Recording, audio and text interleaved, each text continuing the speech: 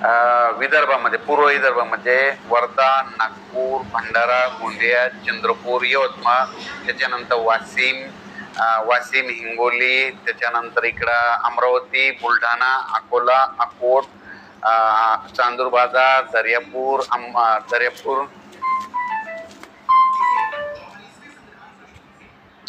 Shegaon, maker, तसेच बुलढाणा, जळगाव, त्याच्यानंतर परभणी जिल्हा, काही बीड जिल्ह्यात थोड्याफार प्रमाणात, जालना जिल्ह्यात प्रमाणात, लातूर जिल्ह्यामध्ये ह्या पट्ट्यामध्ये फक्त 4 ऑक्टोबर 5, 6, 7च्या दरम्यान पाऊस राहणार आहे म्हणून हा अंदाज लक्षात यायचा.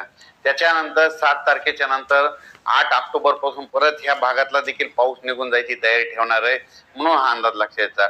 पश्चिम महाराष्ट्रात देखील म्हणजे पश्चिम महाराष्ट्र देखील मध्ये 5, 6, 7च्या दरम्यान तुरळक ठिकाणी थोड्या सरी येणार आहेत म्हणून एवढा काही मोठा पाऊस पडणार नाही म्हणून हा अंदाज लक्षात यायचा.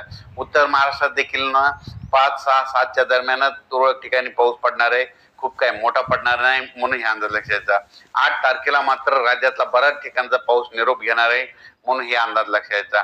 त्याच्यानंतर 10 ऑक्टोबर पासून राज्यातील बऱ्याच भागातून महाराष्ट्रातून पाऊस निघून राहिलेला दिसत आणि त्याच्यानंतर 15 ऑक्टोबरच्या दरम्यान मात्र राज्यामध्ये मात्र महाराष्ट्रातूनच पाऊस निघून जाणार आहे म्हणून हा अंदाज लक्षात यायचा.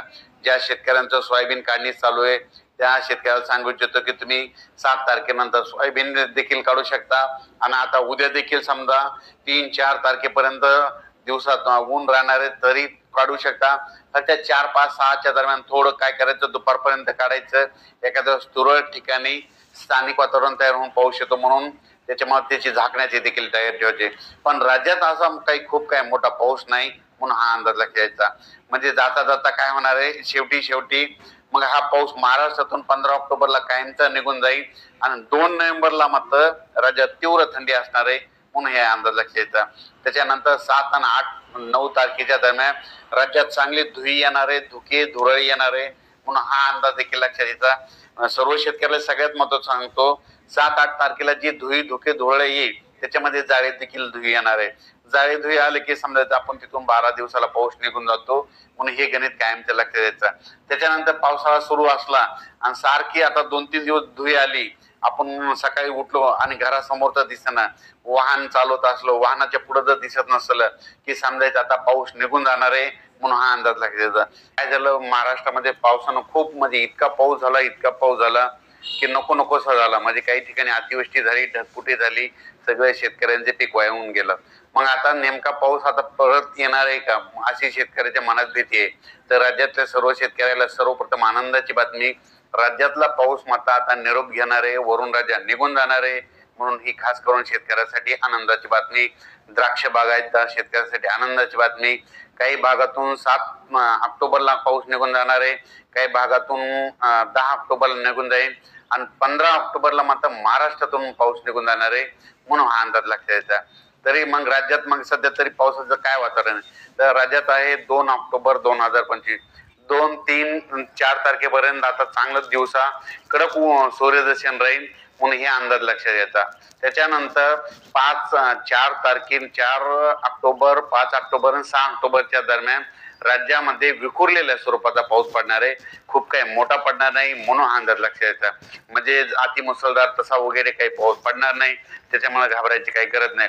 फक्त राज्यात मात्र 4 सप्टेंबर ते 7 सप्टेंबर दरम्यान, 7 ऑक्टोबरच्या दरम्यान, 4 ऑक्टोबर ते 7 ऑक्टोबरच्या दरम्यान राज्यामध्ये विदर्भामध्ये, पूर्व विदर्भामध्ये वर्धा, नागपूर, भंडारा, गोंदिया, चंद्रपूर, यवतमाळ, त्याच्यानंतर वाशिम, हिंगोली, त्याच्यानंतर इकडं अमरावती, बुलढाणा, अकोला, अकोट, चांदूरबाजार, दर्यापूर,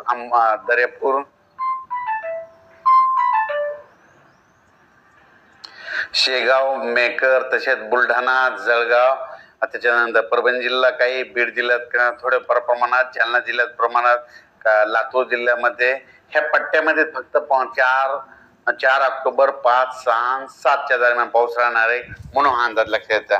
त्याच्यानंतर 7 तारखेच्या नंतर 8 ऑक्टोबर पासून परत ह्या भागातला देखील पाऊस निघून जायची तयारी ठेवणार आहे म्हणून हा अंदाज लक्षात यायचा.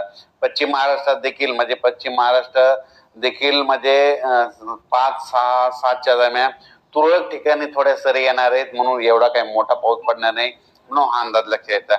उत्तर महाराष्ट्रात देखील ना 5, 6, 7च्या दरम्यान तुरळक ठिकाणी पाऊस पडणार आहे, खूप काही मोठा पडणार नाही म्हणून हे अंदाज लक्षात येतात. 8 तारखेला मात्र राज्यातला बऱ्याच ठिकाणचा पाऊस निरोप घेणार आहे म्हणून हे अंदाज लक्षात येतात. त्याच्यानंतर 10 ऑक्टोबर पासून राज्यातील बऱ्याच भागातून महाराष्ट्रातून पाऊस निघून राहिलेला दिसत आणि त्याच्यानंतर 15 ऑक्टोबरच्या दरम्यान मात्र राज्यामध्ये मात्र महाराष्ट्रातून पाऊस निघून जाणार आहे म्हणून हा अंदाज लक्षात येतात. ज्या शेतकऱ्यांचं सोयाबीन काढणी चालू आहे त्या शेतकऱ्याला सांगू इच्छितो की तुम्ही 7 तारखेनंतर सोयाबीन देखील काढू शकता आणि आता उद्या देखील समजा 3-4 तारखेपर्यंत दिवसात ऊन राहणार आहे तरी काढू शकता. फक्त तुमचं डेट ऑफ बर्थ बरोबर ऐकलंय, फक्त तुमचं डेट ऑफ बर्थ तेवढंच माझ्यासोबत तुम्ही शेअर केल्यानंतर मी तुम्हाला व्यवस्थितपणे सांगू शकते लग्न कधी होणार आहे, कधी टिकणार आहे, कोण शेवटी मग हा पाऊस महाराष्ट्रातून 15 ऑक्टोबरला कायमचा निघून जाईल आणि 2 नोव्हेंबरला मात्र राज्यात तीव्र थंडी असणार आहे म्हणून हे अंदाज लक्षात येतात. त्याच्यानंतर 7 आणि 8, 9 तारखेच्या दरम्यान राज्यात चांगली धुळी येणार आहे, धुरळी येणार आहे म्हणून हा अंदाज देखील लक्षात येतात. सर्व शेतकऱ्याला सगळ्यात महत्त्वाचं सांगतो 7-8 तारखेला जी धुळे येईल त्याच्यामध्ये जाळी देखील धुळी येणार आहे. जाळी धुळी आले की समजायचं आपण तिथून 12 दिवसाला पाऊस निघून जातो म्हणून हे गणित कायमचं लक्षात येतं. त्याच्यानंतर पावसाळा सुरू असला आणि सारखी आता 2-3 दिवस धुळी आली, आपण सकाळी उठलो आणि घरासमोर तर दिसेना, वाहन चालवत असलो वाहनाच्या पुढे जर दिसत नसलं की समजायचं आता पाऊस निघून जाणार आहे म्हणून हा अंदाज लक्षात येतो. काय झालं महाराष्ट्रामध्ये पावसानं खूप म्हणजे इतका पाऊस झाला की नको नकोसा झाला. म्हणजे काही ठिकाणी अतिवृष्टी झाली, ढगफुटी झाली, सगळे